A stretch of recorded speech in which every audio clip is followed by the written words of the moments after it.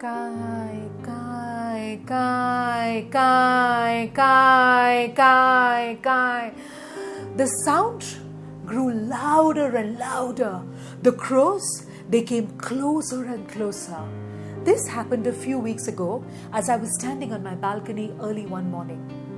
The cawing of the crows made me guess and question if there was something wrong in the air, if there was going to be an earthquake, if there was some bad luck lurking around.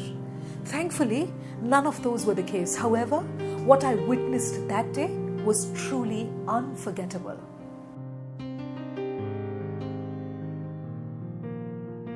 As the cawing became unbearably loud, I realized I could see some crows perched on the electric wires outside my house. They must have been around 70 or 80 in number. They approached slowly, moving a few meters at a time and then waiting, their eyes focused on something on the ground. I tried to look, and after a few seconds, what they were looking at became clear to me. On the ground was a limping crow.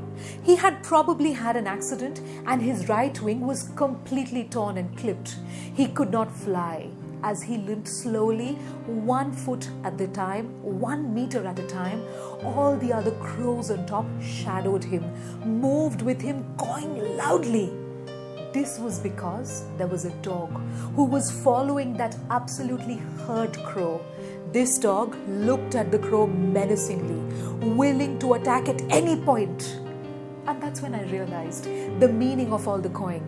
All the crows that were his friends and a part of the community were cawing so loudly to scare that one dog away. Also, they attracted so much attention from all the passers-by that dog did not have the courage to attack the one weak lone crow.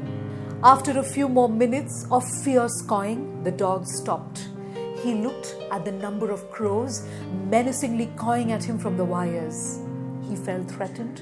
He turned and went away after having accepted his defeat without even getting into battle. The lone crow that had been hurt moved away into safety. This simple incident taught me the following lessons. Number 1, unity always helps. The one crow that had been hurt was no match for a fierce dog.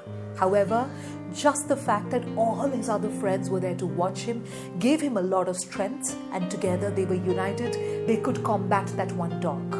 This also makes me feel that we as humans, when we are united, when we come together, we become 10 times as powerful, and we have the power not just to fight our enemies, but also to fight global enemies such as global warming, deforestation, and many other problems that are ailing society today. Number 2, we must always watch out for the weakest members and the weakest links. In that moment of adversity, the one hurt crow could have reacted badly, violently. He could have done something to inflict more pain upon himself. However, because the entire community was there, watching out for him, protecting him, even in the face of such great adversity, that one single hurt crow did not take any negative steps. This tells me that if we, as a community of people together, stand by and watch out for the ones that are most vulnerable, that are most weak, we will be stopping them from taking negative steps, therefore maybe even decreasing the crime rates in our society. Number 3, each voice matters.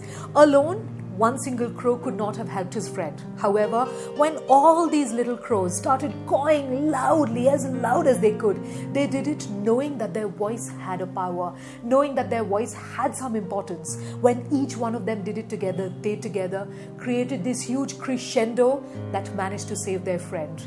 This reminds me that no matter how often we think we're not powerful enough, our voice matters, our voice has a space, and if we use it powerfully enough, we can create change. Number 4, if you genuinely want to be a leader, take responsibility. None of those little crows in that entire group was a leader.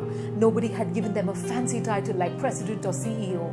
Yet, each one of them was a leader because each one of them had decided that they were going to take responsibility for their weakest friend. This taught me that no matter who you are, you can be a leader.